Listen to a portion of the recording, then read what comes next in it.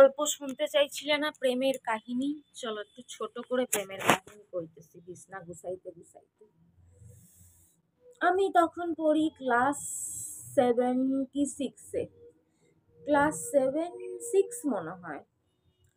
তো আমার পিসির বাড়িতে একটা মেয়ে কাজ করতো, তার নাম ছিল আহ, সাধনা। সাধনা তো যেহেতু আমার বয়সী ছিল তাই আমার সাথে একটা ভালো বন্ডিং ছিল, যদিও পিসি সেটা পছন্দ করতো না। আমার পিসি সেটা পছন্দ করতো না। আমার পিসি মানে এমন ভাব করতো যেন কোনো রাজা না রানী, খালি কথায় কথায় বস্তি বাড়ি, তাদের সাথে মিশবি না, কাজের মাসি, মানে এরকম ভাবে অপমান করতো। দেখো এগুলো ভালো, সত্যি কথা বলেছি, এগুলো ভালো কাজ না। কি হলো, অহংকার পতনের মূল। কোথায় মানুষ বাচ্চাদের ভালো জিনিস দেবে, শিক্ষা দেবে। আমার মা আবার এরকম করতো না। মানে এক একজনের মধ্যে এক একটা গুণ, বা গুণ বলবো না নির্গুণ বলবো জানি না, আমার মার আবার এই দিকটা ছিল না। আমার মা ওই বড় লোক গরিব লোক, বস্তি বাড়ি গরিব বাড়ি এর মধ্যে মানে এরকম ধরনের কথা কোনোদিন বলেনি। এই বলতো আমার ছোট পিসি, সেজ পিসিও অতটা বলতো না। ছোট পিসি কি অবস্থা, কি অবস্থা এখন, হাত শূন্য, খাবারটাও ঠিক মতন জোটে না। তো এরকম করতে থাকতো জানো তো, কারোর সাথে মিশতে দিত না। মানে আমার জীবনটা মানে বেশিরভাগ টাইমই বন্ধু ছাড়া কেটে গেল। ছোটবেলায়ও কারোর সাথে মিশতে দিত না। তো না কিছুই না পেয়ে ওর সাথে আমার ভালো বন্ধুত্ব ছিল ওই সাধনার সাথে। তো ওদের যে বাড়িতে আরও একজন ছিল, তাদের ফ্যামিলিও পুরো মানে হেল্পিং হ্যান্ড, মানে সবার বাড়িতে কাজ করে, মাও করতো, মেয়েরাও দুটো মেয়েও করতো, সেটা আবার আলাদা। সেটাও পরে আমার বান্ধবী হলো, সেও আমার পিসির বাড়িতে পরে কাজে লাগলো। একই বাড়ির দুজন, মানে দুটো ফ্যামিলি, তারা মানে অন্যের বাড়িতে আর কি। দেখো আমি এটা বোঝানোর জন্য খুলে খালে বলছি, কিন্তু ভেবো না আমি কাউকে ছোট করছি, আমি জাস্ট বোঝানোর জন্য বলছি। ওই বাড়িতে দুটো ফ্যামিলি ছিল যারা অনেক অন্যের বাড়িতে কাজকর্ম করতো, এমনকি আরও মানে বেশিরভাগ ফ্যামিলি আছে যে কোনো না কোনো কেউ রান্নার কাজ করতো, এরকমও আছে। মানে ওই বাড়িতে বেশিরভাগটাই মানে এরকম আর কি ছিল। তো খোকনও সেই বাড়িরই ছেলে। তো ওর দিদি টিদিরাও অনেকের বাড়িতে কাজ করেছে আর কি, খুবই গরিব বুঝতেই পারছো। তো সাধনার সাথে আমি মাঝে মাঝে সাধনার বাড়িতে যেতাম, বান্ধবী যেহেতু, মাঝে মাঝে যেতাম। নিজের ঘরে আর কতক্ষণ লুকিয়ে চুরিয়ে বকা খেতাম, এ খেতাম। ছোটো পিসি তো আর সবসময় থাকতো না, ছোটো পিসি তোর বিয়ে হয়ে গেছিলো, তো শ্বশুর বাড়িতে থাকতো। এবার আসতো বিকেলের দিকটাতে, আসতো অনেকক্ষণ থাকতো, একটু রাত করেও আসতো, অনেকক্ষণ থাকতো। আমাদের এখানে কত রেস্ট্রিকশন, কিন্তু আমাদের পাড়াতে, আমাদের ফ্যামিলিতে আমি সেই বেলায় কোনো রেস্ট্রিকশন দেখিনি। অবশ্য পাড়ার বাইরে যেত না, কিন্তু আমার পিসি এরকমও দিন গেছে যে আমাদের বাড়ি থেকে রাত্রি 1টা, রাত্রি 12:30টায় নিজের শ্বশুর বাড়িতে গেছে। যদিও বেশি দূর না, এই পাড়া ওই পাড়া, একটুখানি 5 মিনিটের রাস্তা। হেঁটে গেলে 5 মিনিট, গাড়িতে বাইকে নিয়ে গেলে 1 মিনিটও না, হয়তো 10 সেকেন্ড বা 20 সেকেন্ড এরকম। তাও আমরা তো বাড়ির নিচের গেটেও বেরোই না রাত্রিবেলা 10টার সময়। তো এরকম ব্যাপার ছিল। তোর বাড়িতে যেতাম, তো হঠাৎ দেখি একদিন একটা ছেলে মাঠ থেকে, বাড়ির অপোজিটে একটা মাঠ আছে, মাঠ থেকে একটা ছেলে ফুটবল খেলে বেরোচ্ছে, লাল গেঞ্জি পরা, আর আমার দিকে তাকিয়ে তাকিয়ে হাসছে। তখন না না কারোর সাথে মিশতাম না, সেরকম ছেলেদের সাথে কোনো ছিল কারো, এমনি একটা নর্মাল ছেলে, গরিব ছেলে, দেখতেও ভালো না, অত মানে হ্যান্ডসামও না, কিছু না, রোগা কাইন্টা কাটি, তারে দেখেই যেন ভালো লাগতো। সেও দেখতো হাসতো, দেখতো হাসতো, মানে তখন ওটাই মানে স্বর্গ ছিল। ওই লাইফটাই মানে কত কিছু ছিল, ওটাই যেন কত বড় এনজয়, ওই একটু দেখা দেখি তাকাতাকি। তারপরে জানতে পারলাম তার নাম খোকন। তো ওইভাবেই একটু একটু দেখা দেখি তাকাতাকি, দেখা দেখি তাকাতাকি, তখন একটা চিঠি এলো একদিন, তাতে প্রপোজাল এলো।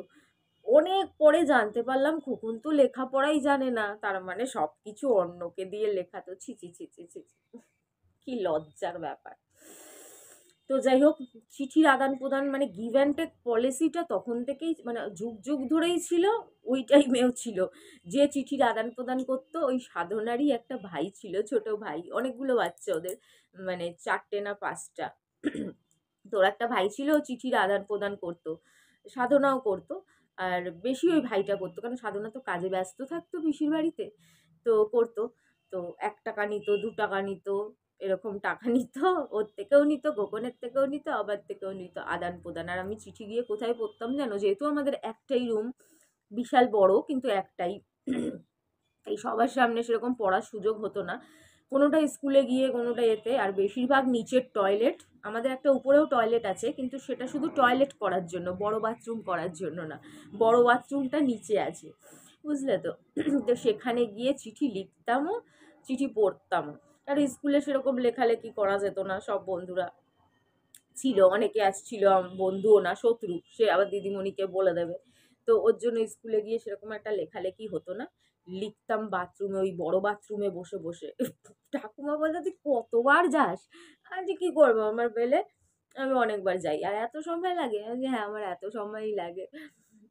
ওখানে বসে বসে চিঠি, কি কাণ্ড, ছি ছি ছি, ওরম একটা নোংরা জায়গায়, নোংরা পরিবেশের মধ্যে মানুষের চিঠি পড়তেও পারে, চিঠি লিখতেও পারে। তখনকার দিনে এনার্জি লেভেলটাই আলাদা ছিল, সেই সব এখন আর নাই।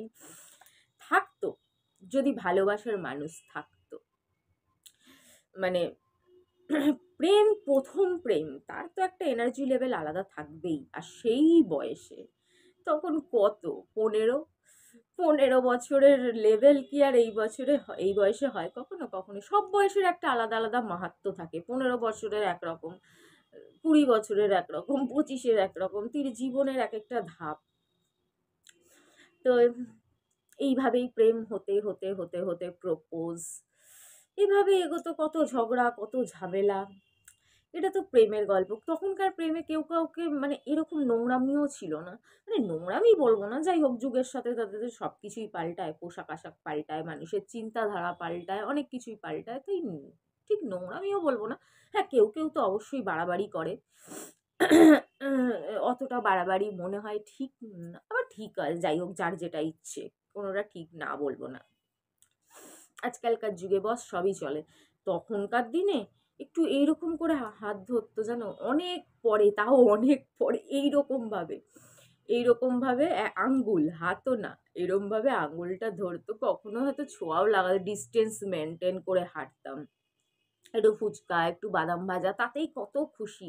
আর এখন দেখো, মোমো, বার্গার, যদিও আমার কপালে এসব জোটে না, কথায় কথায় বলছি, মানুষ যেন তাতেও খুশি হয় না, এত কিছু খাইয়া দাইয়া, বড় বড় হোটেল, বড় বড় রেস্টুরেন্টে ডেটিং হয়। আর তখনকার দিনে 5 টাকার বাদাম ভাজা, 5 টাকার ফুচকা, 5 টাকার ঘুগনি, এটাই ডেটিং, এটাই খাওয়া দাওয়া। আর এখনকার মতন ওই বড় বড় রেস্টুরেন্ট, এত ধাবা, এত স্টল, এত কিচ্ছুটি ছিল না, দরকারও পড়তো না। ওই প্রেমেই কত হ্যাপি ছিল লাইফ। এখন যেন যত জিনিস হচ্ছে, তাতেও যেন লাইফ হ্যাপি নেই।